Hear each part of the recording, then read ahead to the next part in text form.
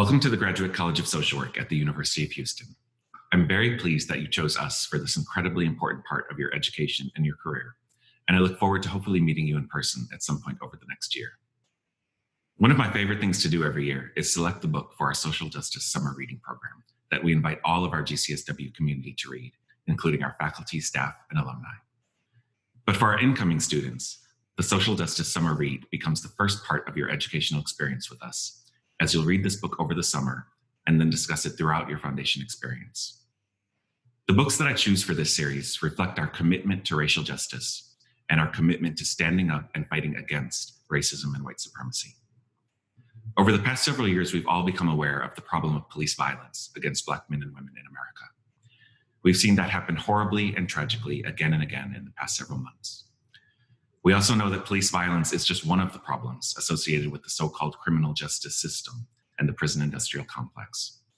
Mass incarceration and over-surveillance that disproportionately and intentionally targets Black and brown people, destroys families, separates parents from children. It ruins people's abilities to earn income upon release and often leads to further crime. We also know that it does nothing to deter crime. Incarceration is also inhumane. The inhumane treatment of prisoners is something we as a country have to begin to reckon with. This became very apparent to me this past spring during the COVID-19 pandemic. Since the beginning of the pandemic, public health experts across the country have warned us that jails and prisons are the perfect breeding ground for a widespread and life-threatening outbreak because of overcrowding, poor sanitation, and the inability to practice social distancing.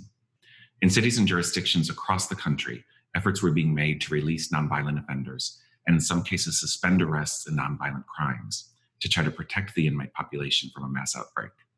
Here in Houston, I, along with many activists, pleaded for our elected officials to take similar actions. In Harris County, over 75% of the people who are incarcerated haven't even been convicted of a crime. They're only in jail because they can't afford bail. But despite knowing the risks the prison population were facing, nothing was done to protect them. Today, over 1,000 inmates in Harris County Jail have tested positive for COVID-19, and several have died. And at some point, I started to ask myself, at what point do we as a society decide that someone's life no longer has value? At what point do we decide that it's acceptable for people to die unnecessarily? We should never get to that point, but that's how we as a society have treated those in prison.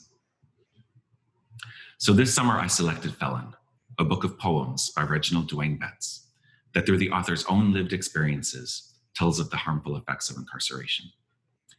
But as we've watched the last several weeks unfold, as we've seen the pandemic continue to disproportionately impact Black Americans, and as we've all watched in horror at the deaths of George Floyd, Breonna Taylor, Sean Reed, and Tony McDade, each at the hands of law enforcement, as well as the murder of Ahmaud Arbery at the hands of white vigilantes, I began to think that we needed to be reading more. The problem of mass incarceration and the prison industrial complex is just one of the problems facing Black people in America. And at the root of each of these problems is racism.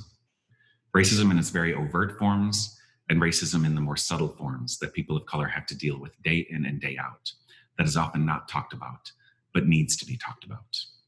So this year I selected a companion book, Citizen, an American Lyric by Claudia Rankine.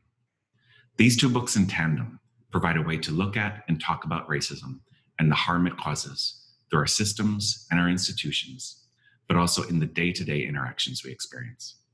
Because regardless of whether it's overt harm, such as the harm caused by mass incarceration, or the direct harm inflicted on Black Americans by law enforcement, or it's the more subtle acts of racism that manifest through microaggressions, or as Dr. Ibram Kendi calls them, the racist abuse that people of color face in our society every day. The harm and the destruction that racism causes is the biggest challenge we face in our society. So I invite you to read along with us this summer and to critically think about what you read, and then to engage in conversation with us throughout the academic year as we explore these issues further. Once again, welcome to the Graduate College of Social Work. I couldn't be more thrilled that you chose to earn your master's degree from our program, and I look forward to seeing more of you this fall.